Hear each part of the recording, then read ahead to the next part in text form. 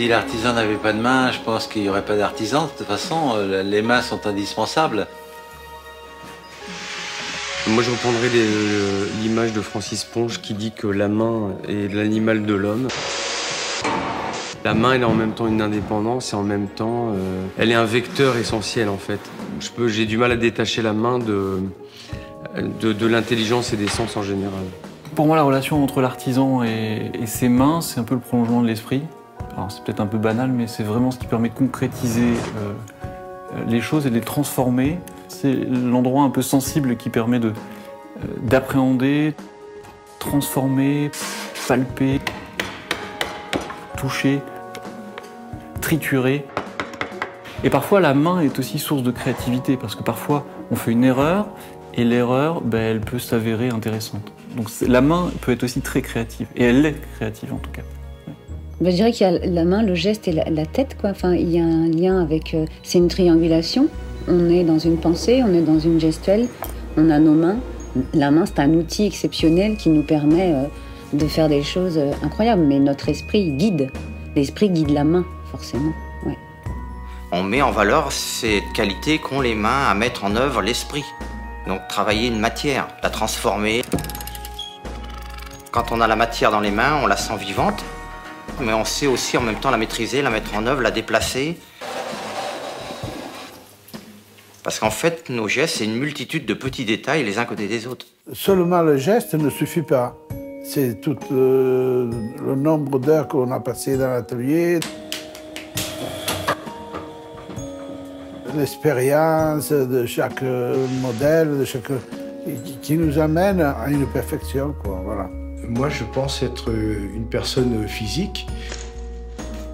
Cet écaillage, mes pieds sont sur la terre, je bouge avec tout mon corps. Je ne pense pas uniquement avec ma tête, je pense avec tout mon corps.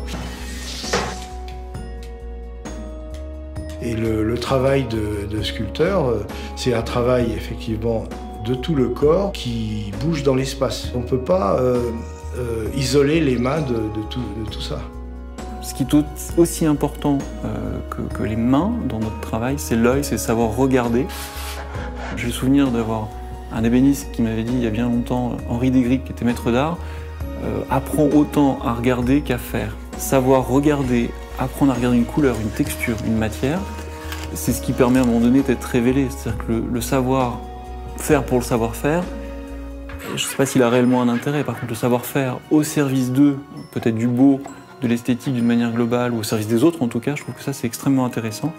Avec la main, on imite un geste et on maîtrise de plus en plus ce geste. Et il y a la répétition dans l'apprentissage qui permet la dextérité et la capacité supérieure à répondre à des demandes ou à des envies techniques. Puis, il va suffire, moi, que sur un problème donné, j'intervienne avec mes mains pour que ma main fasse le travail au-delà de mon intention et de mon cerveau. Donc, aller transmettre ça à quelqu'un, c'est long en fait. Forcément, ça demande du temps. Au bout de 10 ans, on commence à comprendre ce qui se passe et il faut vraiment 10 ans de plus pour vraiment bien maîtriser. Et la main, bien entendu, elle s'adapte, elle est là pour nous faire exécuter ce qu'on a à faire. C'est un métier qu'on en apprend autant en regardant qu'en le pratiquant. On fait corps entre la matière et les doigts, quoi. Il faut regarder, retenir et reproduire. Ça prend des temps, des mois, et voilà. Mais on y arrive, bien sûr.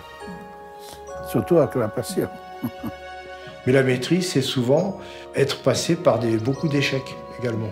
Ça n'est pas évident qu'on y arrive toujours. C'est un état de questionnement auquel on peut arriver. Pourquoi un objet touche la personne qui le regarde ou pourquoi son existence n'est pas intéressante.